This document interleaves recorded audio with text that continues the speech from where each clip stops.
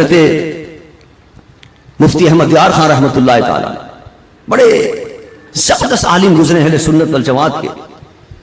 انہوں نے شاعر بھی تھے, کم لوگوں کو پتا ہوگا. کتابیں انہوں نے بڑی عمدہ لکھی ہیں اہل سنت کے عقیدے پر اور مسلک پر. جال حق جیسی کتابیں, شان حبیب الرحمان جیسی کتابیں, انہوں نے اشعار بڑے عمدہ لکھے. وہ فرماتے ہیں کہ جس کی نہ لے کوئی خبر, بند ہو جس پہ سارے در.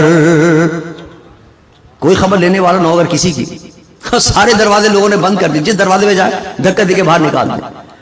جس کی نہ لے کوئی خبر, بند ہو جس پہ سارے در, اس کا تو ہی ہے چارہ گر, آئے تیرے جوار میں.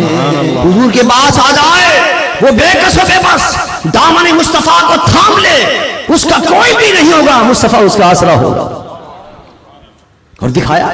حضرت خالد بن ولید کہتے ہیں ایک جنگ میں پھنس گیا میں, بہت بڑا لشکر تھا عیسائیوں کا.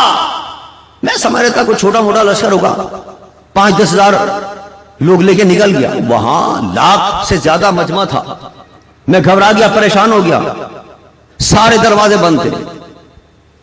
یہ نیا دور تو تھا نہیں کہ فوراً ٹیلی فون کے ذریعے اطلاع کر دیں گے صاحب یہ تو بڑا دشمن قوی ہے, کوئی کمک بھیج دو, اسلحہ بھیج دو, فوری نئی فوج بھیج دو.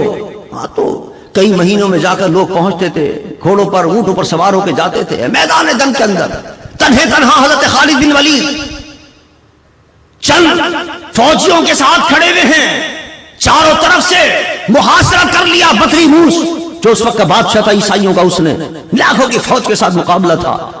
حضرت خالد بن ولید گھبرا گئے اور وہیں سے مدینے کی طرف رخ کر کے کھڑے ہو کر کہتے ہیں یا محمد, یا محمد, اے میرے آقا کرم فرمائیے. عقیدہ قومی میرے ساتھ تو بڑا دھوکا ہو گیا, میں تو سمجھا چھوٹا موٹا لشکر ہوگا. اللہ. حضرت خالد کہتے ہیں مدینہ کی طرف رخ کر کے اپنے آقا کو پکار کر جب میں نے اپنے چند 100 آدمیوں کے ساتھ حملہ کیا, اللہ نے لاکھوں پر مجھے فتح عطا فرما. سبحان اللہ. اس لیے فرماتے اللہ اکبر. اس کے لیے فرمایا مولانا احمد یار خان صاحب نے کہ جس کی نہ لے کوئی خبر, بند ہو جس پہ سارے در, اس کا تو ہی ہے چارہ گر, آئے تیرے جوار میں.